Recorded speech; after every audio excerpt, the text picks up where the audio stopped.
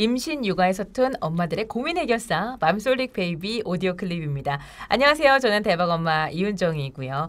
오늘 우리 엄마들에게 좀 아주 톡톡 아주 유용한 정보를 주실 분 모셨습니다. 자, 강동구에 위치한 우리 고은빛 여성병원의 염재호 원장님 함께합니다. 안녕하세요. 네, 반갑습니다. 네, 자 우리 오늘은 임산부가 그 산부인과에 가는 이유가 딱 검진이잖아요. 이제 네, 검진을 그렇죠. 네. 기준으로 해서 산부인과를 가는데 네. 도대체 어떤 검진이 있는지 뭐 책에 있는 걸 봐도 사실 모르겠어요. 그렇죠. 아무래도 처음이다 보니까 네. 누가 자세히 설명해 주는 것도 없고. 네네. 네. 그럼 병원 가면 그냥 선생님이 검진해주고 그냥 끝 결과만 얘기해주고 네. 저는 2번을 그걸 했는데도 이제 잊어버리게 되더라고요. 자, 그래서 우리 자, 초산모들이 어떤 검사를 받아야 되고 이거는 뭐 이런 부분들을 검사하는 네. 거다라고 좀 네. 친절하게 안내해 주셨으면 좋겠습니다. 네, 먼저 초기부터. 초기부터 할까요? 네네. 우리가 임신하게 되면 네. 뭐 임신 전에 미리 검사를 해두시면 좋은 것들이 몇 가지 있습니다. 네. 뭐 통진이라든지 뭐 간염이라든지 아니면 갑상선이라든지 이런 이제 그 엄마의 만성 질환에 대한 검사가 미리 되어 있으면 좋겠지만 네. 사실은 그렇지 못한 경우도 많이 있죠. 네, 그래서 임신 초기가 되면은 어느 정도 안정기에 들어가게 되면은 저희가 엄마의 만성 질환에 대한 검사를 하게 됩니다. 네. 그래서 거기에는 뭐 빈혈도 있고 여러 가지가 있습니다. 그래서 만약에 문제가 있다고 발견이 되면은 그때 임신 초기부터 교정을 바로 하게 되죠. 네네. 그런 검사들이 있습니다. 그리고 그 이제 12주가 넘어가면은 네. 아기가 태아가 어느 정도 안정기에 들어가게 되면서부터 아기에 대한 검사를 하게 되죠. 네. 그래서 12주에서 13주쯤에 이제 NT 검사라고 그 아기의 목 투명대 그리고 이제 아기 기억난다. 그죠. 그리고 아기 코뼈가 있는지 뭐 이런 몇 가지 다운증후에 대한 검사를 하게 됩니다. 네네. 그러면서 그때 1차 기형 검사로 혈액을 하는 걸 하게 되죠. 기형아 검사하고 초기 때 그런 검사를 통해서 아는 거군요. 저 대부분 양수 검사에서 결정이 된다고 알고 있는데. 네, 예전에는 한 16주 때부터 이제 아기에 대한 검사를 했었는데요. 네. 요즘은 이제 최대한 빠른 시기 내에 이제 발견할 수 있도록 하기 위해서 네. 12주 때부터 시작하는 것들이 많이 있습니다. 네, 네. 그럼 이제 중기로 넘어갈 텐데, 예, 중기 때는 또 어떤 검사들이 있나요? 중기 때는 그 12주 때 아까 말씀드렸던 것처럼 1차로 하는 혈액으로 하는 기형 검사가 있는데 네. 그 검사에 추가로 2차 혈액 검사를 하게 됩니다. 그래서 1차 기형 검사 때 했던 아기 목 투명대 실제 두께하고 네. 1차 검사 때 했던 혈액 수치 그리고 이제 2차 때는 4가지 검사를 하게 되는데 네. 그 4가지 혈액 검사를 통합해서 그 6가지를 가지고 우리 아기가 이제 혹시 다른 뭐 이상이 있는지 여부를 갖다가 확인하게 됩니다. 네. 근데 이 검사는 이제 선별 검사이기 때문에 이 검사상에서 특별한 문제가 있다고 판단이 되면은 우리가 양수 검사를 통해서 정말 이상이 있는지 확진을 하게 됩니다. 그리고 이제 또 넘어가면. 네. 그리고 이제 16주가 넘어가서 20주가 되면은 네. 우리가 아기 신체 기형에 관련된 검사를 하게 됩니다. 네. 이게 이제 초음파로 검사를 하게 되는데 정밀 초음파로 엄마들이 일반적으로 알고 있는 거죠. 네, 네. 이게 이제 아기 중추신경계라든지 근골격계라든지 비뇨기계, 뭐 순환기계 등 태아의 모든 부분을 다 확인하게 됩니다. 그래서 여기 특히 이제 심장을 비롯한 주요 장기의 선천성 기형 여부를 확인하게 되죠. 보통은 이 과정을 통해서 한 3% 정도 우리가 선천성 기형을 알게 됩니다.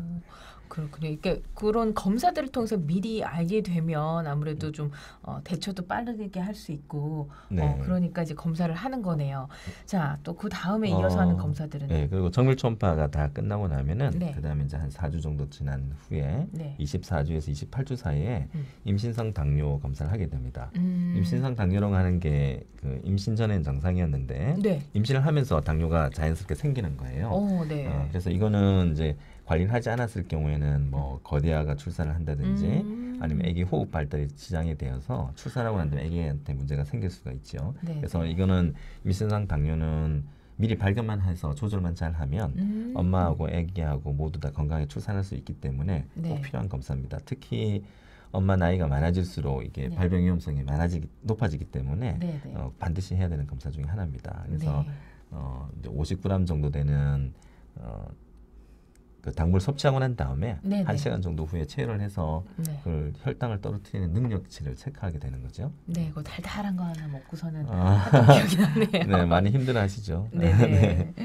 자, 그리고 이제 후기로 들어가나요? 네. 네, 후기가 되면은 사실은 이제 어느 정도 태아에 대한 검사도 마무리가 되고 그다음에 네. 엄마에 대한 검사도 마무리가 되기 때문에 네. 그 뒤부터는 아기 성장에 관련된 거를 많이 보게 됩니다. 그리고 임신성 고혈압이 이제 그때부터 조금씩 발생할 위험성이 있기 때문에 그 두 가지를 집중적으로 보게 되죠. 네. 그 보통 한 28주 넘어서 할 수 있는 검사들이 이제 뭐 입체 초음파 정도가 있는데 네. 사실 입체 초음파는 아기 얼굴을 이제 입체적으로 보고 생동감으로 보기 위해서 많은 이제 엄마 아빠들이 선호하고 보기를 원하고 있지만 네. 있습니다. 예.